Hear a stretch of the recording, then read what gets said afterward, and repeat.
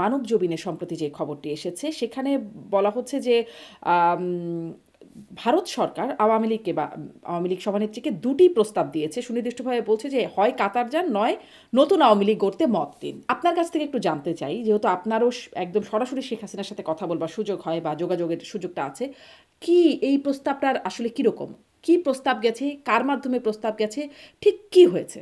আজকে আপনি যে পত্রিকার কথা বলেছেন, আমি মনে করি বাংলাদেশে কিছু কিছু সাংবাদিক আছেন বা সংবাদপত্রের মালিক আছেন, তারা সব সময় বঙ্গবন্ধুর তনয়ের বিরুদ্ধে তারা সব সময় লিখে এসেছেন, সব সময় আলোচনা করেছেন, সব সময় ষড়যন্ত্র করেছেন। কারণ আপনি যেটা বলেছেন যে পরিশুদ্ধ আওয়ামী লীগ করতে চাইতে, পরিশুদ্ধ লোক তো বাংলাদেশে আমি মনে করি দুইজন লোক হচ্ছে বাংলাদেশের রাজনীতিতে পরিশুদ্ধ। একজন হচ্ছেন বঙ্গবন্ধু শেখ মুজিব। হ্যাঁ, কিন্তু আপনিও তাকে দিয়ে তো আর এখন আওয়ামী লীগ গঠন করা আমি সম্ভব না। আমি বলে হুম। আমি না আমি মনে করি আর একজন হচ্ছে শেখ হাসিনা। শেখ হাসিনা যদি বাংলাদেশ বাঙালিকে নিয়ে না ভাবতো, তাহলে শেখ হাসিনার প্রধানমন্ত্রিত্ব চলে যেত না, শেখ হাসিনা ক্ষমতার থেকে সরে যেত না। সেটা প্রমাণটা প্রমাণ আপনাদের কাছে হয়েছে, আর কার কাছে হলো প্রমাণটা? না, যে সাংবাদিক, আমি নাম বলি আজিজ আহমেদ, যিনি বলছেন আমি একদিন শেখ হাসিনার সমালোচনা করছি, কিন্তু শেখ হাসিনা ঠিক ছিল। আমি ছাগলের 3 নম্বর বাচ্চা হয়েছে, আমি ইউনূসের পক্ষে কথা বলে, কারণ ইউনূসের মতো একটা ভণ্ড প্রতারক এবং মির্জাফর বাংলাদেশের নেতৃত্ব নিয়েছেন শেখ হাসিনাকে। একমাত্র শেখ হাসিনাই চিনতে পেরেছিলেন, শেখ হাসিনাই আপোষ করেন নাই।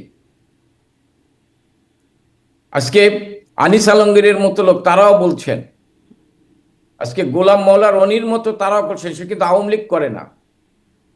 না, সবাই বাংলাদেশের সবাই আসলে আপনার কথার এতটুকু ঠিক।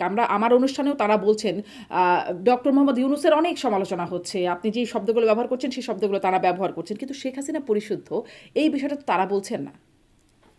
সিএসবি নিউজ, মার্কিন যুক্তরাষ্ট্র, তারা কি করছেন সেখানে তো বের হয়ে আসছে যে শেখ হাসিনার বিরুদ্ধে একটি ষড়যন্ত্র হয়েছে। কারা শেখ হাসিনা থেকে ক্ষমতা থেকে সরানোর চেষ্টা করেছেন, কেন করেছেন, থামের টিকা দিতে পারতেছে না, তখন ওই সাধারণ মানুষ শেখ হাসিনার কথা স্মরণ করছেন।